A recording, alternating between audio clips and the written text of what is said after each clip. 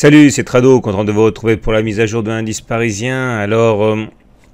Première chose, je suis ravi, ça n'a rien à voir avec l'analyse du jour, mais de partager avec vous une nouvelle qui est plutôt bonne pour moi, puisque j'ai signé un partenariat avec Boursorama, à qui je vais maintenant fournir des analyses techniques.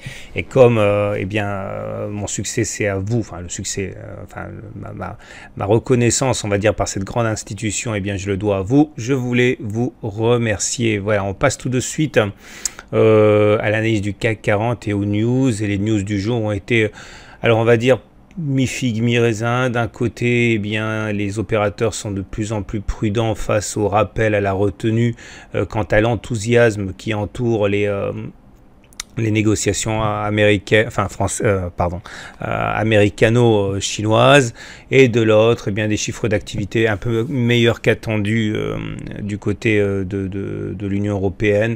Globalement, on a l'impression que le marché en roue libre, il n'est plus sensible du tout aux news, hein, c'est-à-dire que là, il y a quelques semaines, une news comme celle-ci aurait fait chuter les marchés, hein, puisque c'est quand même la trame actuelle, hein, le deal sino-américain. Là, ça n'a rien fait.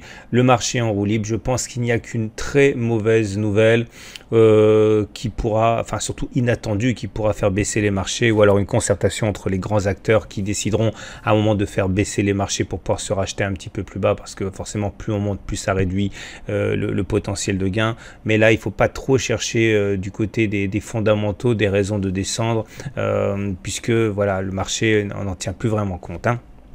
Alors, du coup, on entérine, hein, le passage au-dessus de la zone orange. Alors, comme c'est une zone hebdomadaire, hein, la zone orange, là, la zone de résistance, j'ai mis.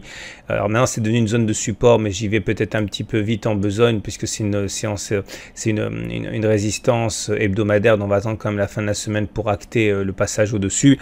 Mais il y a de fortes chances pour que cette zone orange de résistance, qui était quand même une zone hebdomadaire de résistance, ait été avalée en 4 séances. Hein. Ça montre bien que les investisseurs n'ont pas froid aux yeux, hein.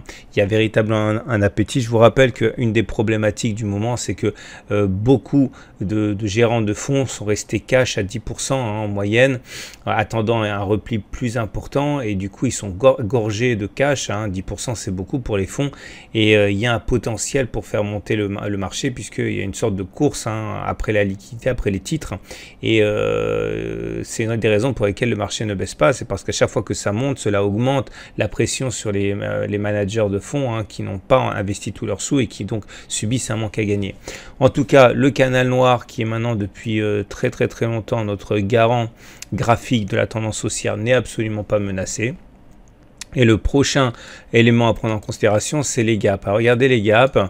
On a ouvert un gap ici à 5249, 5261. Selon toute vraisemblance, la plupart des investisseurs considèrent que c'est un gap de continuation, puisqu'on ne l'a pas encore rebouché. Mais je vous rappelle qu'on a encore jusqu'à la fin de la semaine pour le reboucher, si c'est le cas.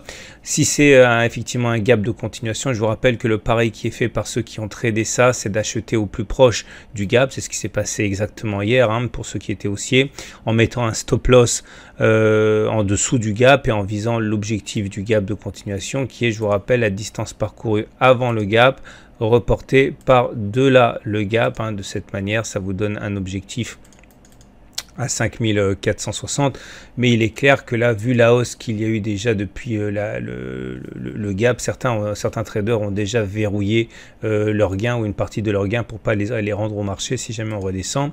Il y a un autre gap ici à prendre en considération, si je dis 5348, 5354. J'ai peur de dire qu'il faut le prendre en considération, parce que toutes les résistances ont été avalées assez rapidement, mais en tout cas, voilà, il existe ce gap, on peut pas faire comme s'il n'existait pas. Les chandeliers japonais, j'avais évoqué avec vous le fait que nous avions eu une étoile filante ici. C'était la deuxième étoile filante d'affilée ici, sur le 1er mars et sur le 4 mars. Normalement, ce sont des signaux baissiers. Je vous rappelle que ceux qui ont tenté de trader cette bougie là, généralement ce qu'ils ont fait, hein, chez les traders, c'est ce qu'on fait. On met un stop loss au-dessus et on vise un objectif qui est au moins, on va dire, égal au risque que l'on prend.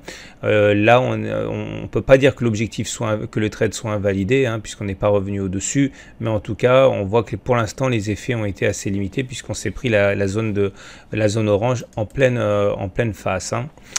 On passe maintenant aux indicateurs techniques. Alors, la moyenne mobile à 20 jours pour commencer. Je vous rappelle que je travaille avec la version d'essai de PRT11 qui est une formidable plateforme. Elle sera bientôt disponible en bêta pour téléchargement, mais là déjà j'essaie de vous familiariser avec ces fonctions.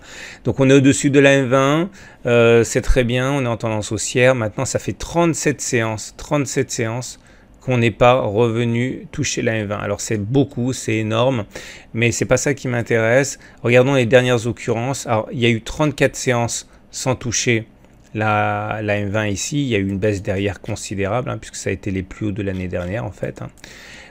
Avant cela, on avait 44 séances ici sans toucher la M20, et c'est à peu près tout pour l'année dernière.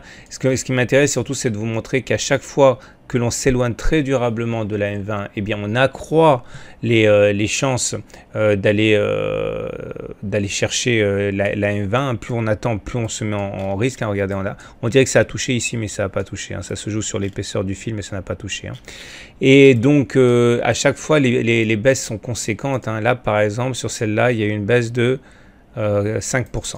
Ok, et sur cette baisse-là, il y a eu une première impulsion baissière avant une première impulsion de 5% aussi, avant de remonter et replonger. Donc ça veut dire quoi? Ça veut dire que voilà, si on fait l'analyse technique et on respecte l'idée selon laquelle que ce qui s'est passé a des chances de se reproduire, et bien là, quand il y aura une correction pour de bon, il faut s'attendre à quelque chose de 5%, ce qui du coup ne sera pas forcément très très grave, puisqu'on peut envisager que ça reprenne derrière, hein.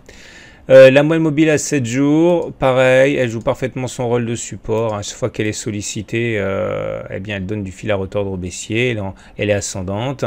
Les Bollinger, comme d'habitude, vous le savez, elles sont toujours en situation de parallèle haussière. Vous voyez, ça monte. Donc ça, c'est aussi un gage de tendance haussière. On va terminer avec les indicateurs classiques. Aucune alerte au tableau.